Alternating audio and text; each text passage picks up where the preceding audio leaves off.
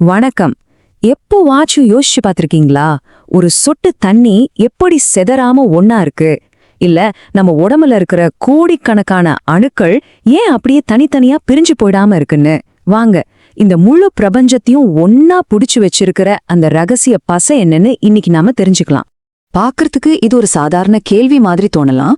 ஆனா உண்மை என்னன்னா, இதுக்கான பதில்ல தான் வேதியியல், உயிரியல், ஏன் நம்மளோட இருப்புக்கே அஸ்திவாரம் அடங்கியிருக்கு. சரி, வாங்க இன்னும் கொஞ்சம் உள்ள போய் என்ன நடக்குதுன்னு பாப்போம். இந்த கேள்விக்கு பதில் தெரியணும்னா நாம முதல்ல ஒரு விஷயத்தை புரிஞ்சுக்கணும். பெரும்பாலான அணுக்களுக்கு ஒரு பெரிய பிரச்சனை இருக்கு. அதுங்க ஒரு பாதிவிட்ட பசில் துண்டு மாதிரி ஒரு முழுமை இல்லாத உணர்வோட, ஒரு நிலையற்ற தன்மையோடு இருக்கும். அந்த குறைய சரி பண்ணி முழுமை ஆகிறதுக்காக அதுங்க என்ன வேணாலும் செய்யும். ஒரு தவிப்போட சுத்திட்டு இருக்கும். உதாரணத்துக்கு இந்த சோடியம் அணுவை பாருங்க. அதோட வெளிவட்ட பாதையில பாவம் ஒரே ஒரு எலக்ட்ரான் மட்டும் தனியா சுத்திட்டு இருக்கு. இந்த ஒத்த எலக்ட்ரான் இருக்கிறதால சோடியம் எதையாவது செஞ்சு அதை யாருக்காச்சும் கொடுத்துடணும்னு துடிக்கும். அந்த அளவுக்கு அதுக்கு நிலைப்புத்தன்மை தேவை. தண்ணியில போட்டா கூட வெடிக்கிற அளவுக்கு பயங்கரமா ரியாக்ட் பண்ணும். இப்போ அடுத்ததா குளோரினை பாப்போம். இதுக்கு நிலைமை கொஞ்சம் பரவாயில்ல. வெளிக்கோடு நிறையறதுக்கு இன்னும் ஒரே ஒரு எலக்ட்ரான் தான் தேவை. அதனால இது எங்கேயாச்சும் ஒரு எலக்ட்ரான் கிடைக்குமான்னு தேடிட்டே இருக்கும். ஒரு எலக்ட்ரான் திருடன் மாதிரி அந்த கடைசி இடத்தை நிரப்பி முழுமையாகிடணும்னு பயங்கரமா துடிக்கும்.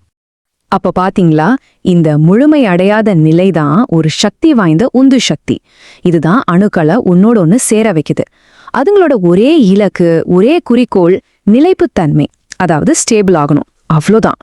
சரி, அப்போ இந்த அணுக்கள்லாம் யார மாதிரி ஆகணும்னு ஆசைப்படுதுங்க? இந்த அணு உலகத்தோட ஹீரோஸ் யாரு? அதுக்கு நாம தனிம வரிசை அட்டவணையோட ஞானிகளை பார்க்கணும். அவங்கதான் மந்த வாயுக்கள். இப்போ இந்த டேபிள பாருங்க. சோடியம், குளோரின் மாதிரி இல்லாம நியான், ஆர்கான் மாதிரி வாயுக்களோட வெளிக்கூடு பர்ஃபெக்டா முழுமையா நிரம்பி இருக்கு. இதனால அதுங்களுக்கு யார் கூடவும் சேர வேண்டிய அவசியமே இல்ல. எதுக்குமே அலட்டிக்காம ரொம்ப ரிலாக்ஸ்டா திருப்தியா இருக்கு. சொல்லப்போனா இந்த மந்த வாயுக்கள் தான் மத்த எல்லா அணுக்களுக்கும் ஒரு ரோல் மாடல் மாதிரி. நிலைப்புத்தன்மையோட கோல்டு ஸ்டாண்டர்டே இவங்க தான். ஓகே, இப்போ பிரச்சனை தெரிஞ்சிருச்சு. ரோல் மாடல் யாருன்னு தெரிஞ்சிருச்சு.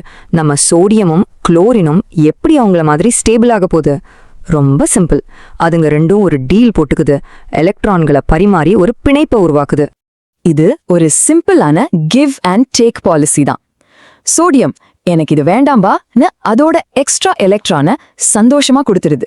குளோரின் ஆஹா இதுதான் எனக்கு வேணும்னு அதை ஆசையா வாங்கி அதோட காலி இடத்தை நிரப்பிக்குது. இப்போ பாருங்க, ரெண்டு பேருமே ஸ்டேபிள் ஆயிட்டாங்க.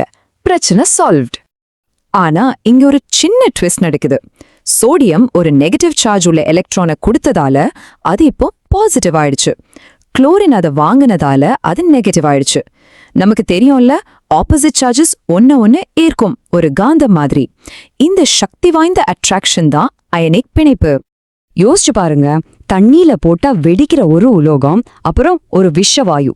இது ரெண்டும் சேர்ந்து நமக்கு என்ன கிடைக்குது தெரியுமா? நம்ம சாப்பாட்டுல போடுற சாதாரண உப்பு. இதுதான் கெமிஸ்ட்ரியோட மேஜிக். அணு அளவுல நடக்கிற ஒரு சின்ன மாற்றம் எவ்வளோ பெரிய விளைவை உருவாக்குது பாத்தீங்களா? சரி, எப்பவுமே இப்படி கொடுத்து வாங்குறதில் நடக்குமானா இல்ல. சில சமயம் ரெண்டு அணுக்களுமே நானும் விடமாட்டேன் நீயும் விடமாட்டேன்னு ரொம்ப பிடிவாதமா இருக்கும். அப்போ என்ன பண்ணுவாங்க? ரொம்ப சிம்பிள், ஷேர் பண்ணிக்குவாங்க. இதுக்கு பேர் தான் சகப்பிணைப்பு. இது ரொம்ப வலிமையான, ரொம்ப பொதுவான ஒரு கூட்டணி. ஆக மொத்தத்துல நம்ம கத்துக்கிட்ட விஷயம் என்ன? இந்த சின்ன சின்ன அணுக்களுக்கு ஸ்டேபிள் ஆகணும்னு ஒரு அடிப்படை ஆசை இருக்கு. அந்த ஒரு சின்ன ஆசைதான் நம்மள சுத்தி இருக்கிற இந்த முழு பிரபஞ்சத்தையும், இந்த உலகத்தையும் உருவாக்குற ஒரு பெரிய சிற்பி. இது ஏன் இவ்ளோ முக்கியம்னு கேக்குறீங்களா? நம்ம குடிக்கிற தண்ணி, அதாவது H2O, அது இந்த சகப்பிணைப்புல உருவானதுதான். நம்ம சுவாசிக்கிற ஆக்சிஜன், நம்ம உடம்பே இந்த மாதிரி கோடிக்கணக்கான பிணைப்புகளால தான் ஒன்னா இருக்கு. சொல்லப்போனா நம்ம உயிரோடு இருக்கிறதுக்கே இந்த வேதியியல் பிணைப்புகள் தான் காரணம். சோ அடுத்த தடவை நீங்க ஒரு டம்ளர் தண்ணிய பார்க்கும்போதோ இல்ல உங்களே கண்ணாடியில பார்க்கும்போதோ இதை யோசிச்சு பாருங்க. நம்மள சுத்தி இருக்கிற இந்த பிரம்மாண்டமான உலகம், அதோட எல்லா அழகும் ஒரே ஒரு சின்ன சிம்பிளான விதியால தான் இயங்கிட்டு இருக்கு. அணுக்களுக்கு சந்தோஷமா ஸ்டேபிளா இருக்கணும். அந்த ஒரு தேடல் தான் இந்த உலகத்துல இருக்கிற எல்லாத்தையும் உருவாக்குது. ஆச்சரியமா இருக்குல்ல?